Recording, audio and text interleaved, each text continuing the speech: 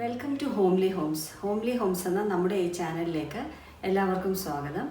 ഞാൻ ഇന്നിവിടെ പ്രിപ്പയർ ചെയ്യാൻ പോകുന്നത് ഒരു അച്ചാറാണ്, ചാമ്പയ്ക്ക അച്ചാർ. എൻ്റെ കയ്യിൽ കുറേയേറെ ചാമ്പയ്ക്ക കിട്ടിയിട്ടുണ്ട്. അപ്പം ഞാൻ ഓർത്തു അതൊന്ന് അച്ചാറാക്കാമെന്ന് ഓർത്തു. കൂട്ടത്തിൽ അത് നിങ്ങളുമായിട്ട് ഷെയർ ചെയ്യാമെന്നും വിചാരിച്ചു. അപ്പം നമുക്ക് കാണാം ചാമ്പയ്ക്ക അച്ചാർ ഉണ്ടാക്കുന്നത് എങ്ങനെയാണ്. ചാമ്പയ്ക്ക അച്ചാർ ഇടാൻ വേണ്ടിയിട്ട് എന്തൊക്കെ സാധനങ്ങളാണ് വേണ്ടതെന്ന് നോക്കാം. ഫസ്റ്റ് ഞാനിവിടെ ഒരു ബൗള് നല്ല കഴുകി വൃത്തിയാക്കിയ ചാമ്പയ്ക്ക എടുത്തിട്ടുണ്ട്. ഇതിപ്പം ഇച്ചിരി പുളി കൂടിയ ചാമ്പയ്ക്ക ആയതുകൊണ്ട് ഞാൻ കുറച്ച് ഉപ്പൊക്കെ ഇട്ട് കഴുകി വൃത്തിയാക്കിയതിന് ശേഷം കുറച്ച് ഉപ്പൊക്കെ ഇട്ടിട്ട് അത് പുരട്ടി വെച്ചു. ഒരു 5 to 6 hours പുരട്ടി വെച്ചിട്ടുണ്ടായിരുന്നു. എന്നിട്ട് അതിനകത്തുനിന്ന് വന്ന വെള്ളം ഊറ്റി കളഞ്ഞിട്ടുള്ള ചാമ്പയ്ക്കാണ്.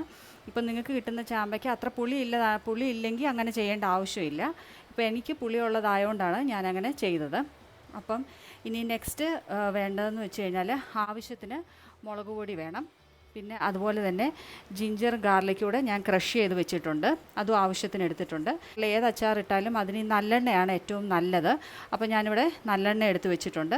പിന്നെ കുറച്ച് എരിവിന് ഒരു 4 പച്ചമുളക് എടുത്തിട്ടുണ്ട്, ആവശ്യത്തിന് കറിവേപ്പില, പിന്നെ ഇവിടെ കടുക് എടുത്തിട്ടുണ്ട്, പിന്നെ അതുപോലെ തന്നെ മഞ്ഞൾ പൊടി, പിന്നെ ആവശ്യത്തിന് ഇതിന് നമ്മൾ ഉപ്പും എടുത്ത് വെച്ചിട്ടുണ്ട്. പിന്നെ നമ്മുടെ ആവശ്യത്തിന് അത് ചേർക്കുക. പിന്നെ ഇതിനകത്ത് കായപ്പൊടിയാണ് ഞാൻ യൂസ് ചെയ്യാൻ വേണ്ടി എടുത്ത് വെച്ചിരിക്കുന്നത്.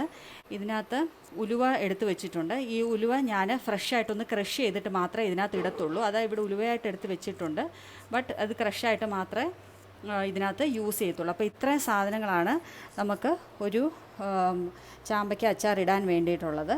ഇനി നമുക്ക് നെക്സ്റ്റ് എങ്ങനെയാണിത് ചെയ്യുന്നതെന്ന് നോക്കാം. അപ്പം ഞാൻ അച്ചാർ ഉണ്ടാക്കാൻ വേണ്ടിയിട്ട് ഇവിടെ ഒരു പാൻ വെച്ചിട്ടുണ്ട്. പാൻ ഇപ്പം നല്ലതായിട്ട് ചൂടായിട്ട് വന്നിട്ടുണ്ട്. അപ്പം നമുക്ക് ഇതിനകത്തോട്ട് ആവശ്യമായിട്ടുള്ള എണ്ണ ഒഴിച്ചു കൊടുക്കാം. നല്ലെണ്ണയാണ് എടുത്തിരിക്കുന്നത്.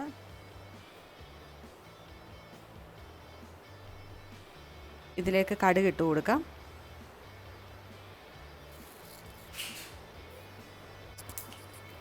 അപ്പോൾ കടുക് ഇവിടെ നല്ലതായിട്ട് പൊട്ടി വന്നിട്ടുണ്ട്. നമുക്കിനി ക്രഷ് ചെയ്ത് വെച്ചിരിക്കുന്നത് ആയിട്ടുള്ള ജിഞ്ചർ ഗാർലിക് ഇട്ട് കൊടുക്കാം.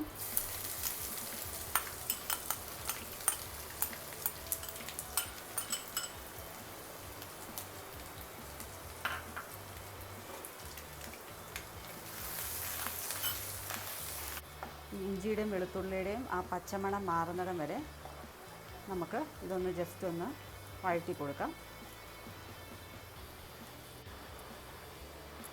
അപ്പം ഇതിൻ്റെ പച്ചമണമൊക്കെ മാറി വരുന്നുണ്ട്. ഇഞ്ചിയുടെയും വെളുത്തുള്ളിയുടെയും അളവെന്ന് പറഞ്ഞാൽ നമ്മുടെ ഇഷ്ടത്തിനനുസരിച്ചാണ്. നമ്മുടെ ഇരിക്കുന്ന ചാമ്പയ്ക്കയുടെ എമൗണ്ട് എത്രയാണോ അതനുസരിച്ച് വേണം നമ്മൾ ചേർക്കാനായിട്ട്.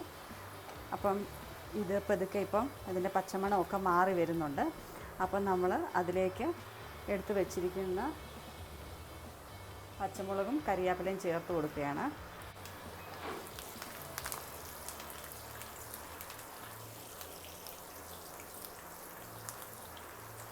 അത് നല്ലതായിട്ടൊന്ന് നമ്മൾ ഇളക്കി കൊടുക്കണം. ഇപ്പം നല്ലൊരു സ്മെല്ലാണ് വരുന്നത്, നല്ലൊരു സ്മെല്ല് വരുന്നുണ്ട്. ആ എണ്ണയുടെയും പിന്നെ ആ ഇഞ്ചിയും വെളുത്തുള്ളിയുടെയും എല്ലാത്തിൻ്റെയും കൂടെ പച്ചമുളക് കറിവേപ്പിലയുടെ എല്ലാത്തിൻ്റെ ഒരു ബ്ലെൻഡഡ് ആയിട്ടുള്ളൊരു നല്ലൊരു മണം വരുന്നുണ്ട്.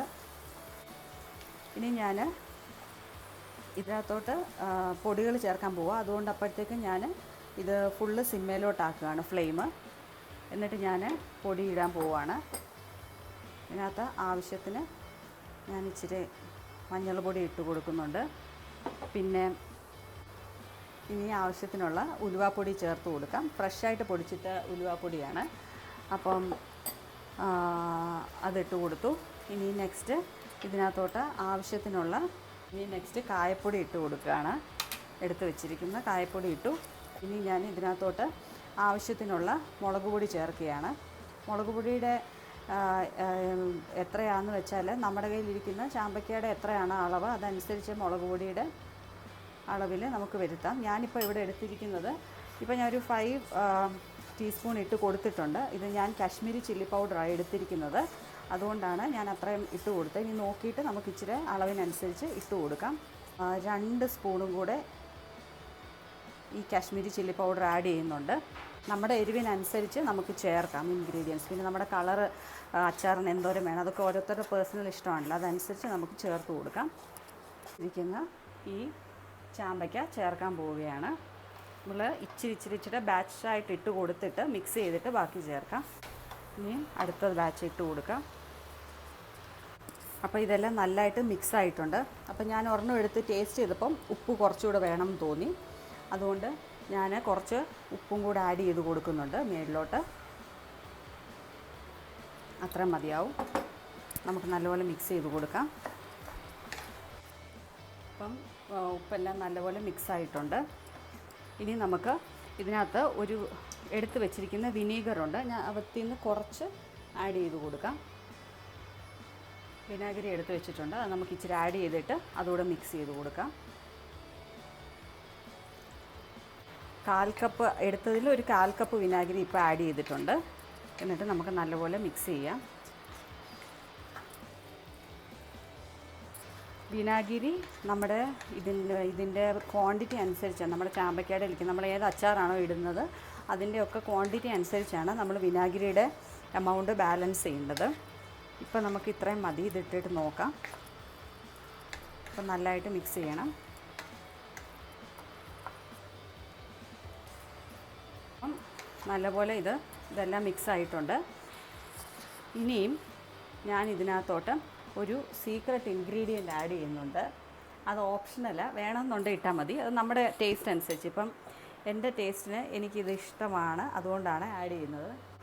ഷുഗർ ഒരു ടീസ്പൂൺ അളവിന് ഞാൻ ഷുഗർ എടുത്തിട്ട് ജസ്റ്റ് ഇതിൻ്റെ മേളിലോട്ടൊന്ന് ആഡ് ചെയ്യുന്നുണ്ട്. ഇത് ഈ അച്ചാറൊന്ന് നമ്മൾ കുപ്പിലോട്ടൊക്കെ ആക്കി കഴിഞ്ഞൊന്ന് സെറ്റാകുമ്പം ആ ചാറിനൊക്കെ നല്ലൊരു രുചി കിട്ടും.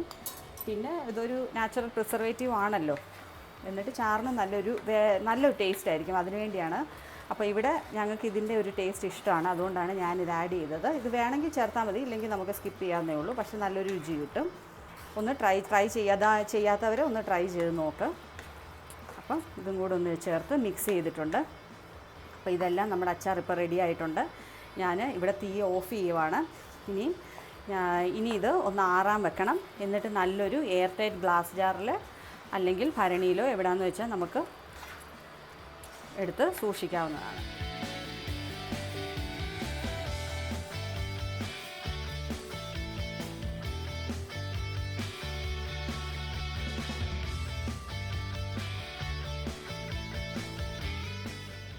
അപ്പം ചാമ്പയ്ക്ക അച്ചാർ ഉണ്ടാക്കുന്നത് എങ്ങനെയാണെന്ന് എല്ലാവർക്കും മനസ്സിലായല്ലോ. നല്ല രുചിയുള്ളൊരു അച്ചാറാണ്. എല്ലാവരും ഇത് വീട്ടിൽ ട്രൈ ചെയ്ത് നോക്കണം.